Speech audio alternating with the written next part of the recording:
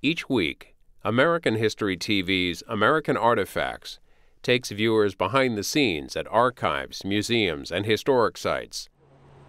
Earlier this year, historian Richard Norton Smith led a 10-day bus tour from Asheville, North Carolina to Austin, Texas.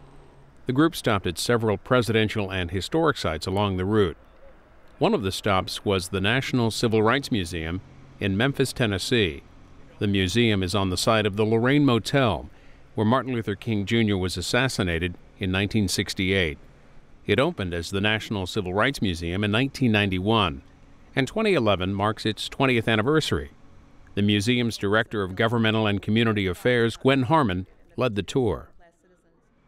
Welcome to Memphis, Tennessee, first of all, and welcome to the National Civil Rights Museum, the site of the Lorraine Motel where Dr. King was staying on April 4th, 1968. What you're about to witness is a part of what we call living history. As you walk through, we're going to be explaining to you America's civil rights story, not just the South story or the Memphis story. Okay, let's go inside. On this particular wall, we wanted to highlight the people who've actually been to visit us in the past 20 years.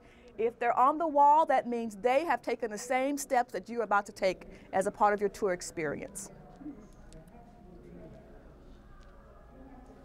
This is our first gallery. Like I told you outside, we start in the year 1619. This is the documented struggle of America's civil rights struggle when the African slaves were brought into these shores in the British Isles. So we talk about this part of history. Things that we learned about in history class as students. We learned about people like Nat Turner and Sarah Roberts, Dred Scott, Harriet Tubman. So we wanted to start laying the foundation for America's story in the 1600s. And as you walk through the space, as the eras change and become more and more intense, the exhibits actually become more and more intense as well to demonstrate just what the movement was like in America during that era.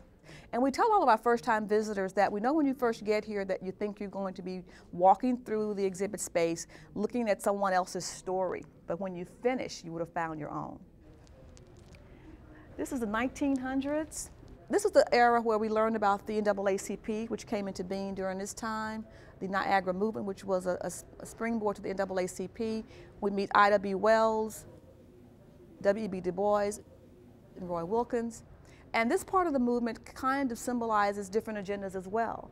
You had people who were preaching for better equality when it came to jobs and economic development and education. And then you had people like Ida B. Wells here, who at a very young age, at 14, was already a school teacher, but her passion was to actually publicize the atrocities always promoted by groups like the Klan. And she had a newspaper, and she would always write these stories about the lynchings, and she would publish the photographs about the black men who were lynched throughout the South. We're now in Washington, D.C., 1963, March on Washington. You know, everybody wanted to speak for this March on Washington. And John Lewis was telling us how there was many hours of meetings trying to decide the agenda. Who would be part of the actual program, who would be a part of the pre-program. So guess who got to be a part of the pre-program? Women. But they didn't want John Lewis to speak as a part of the program because they felt he was too young. Well, the man had gone through SNCC, he'd gone through the sit-ins, he'd gone through the Freedom Riders, and he said, the young people were like, no, we have to have our generation represented at this mass march. And they just would not stop fighting for that. So he made the cut as one of the 12 speakers for the program. But it was heavily, you know, male, minister led, and so that was a part of the time. But this was where, of course, Dr. King did I Have a Dream, and these are some of the placards that people carried as a part of that march. Different denominations, different religious backgrounds, very diverse group.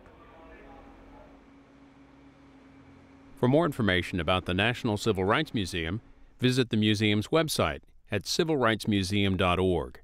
And for more information about American History TV, including our complete schedule, visit our website at cspan.org/history.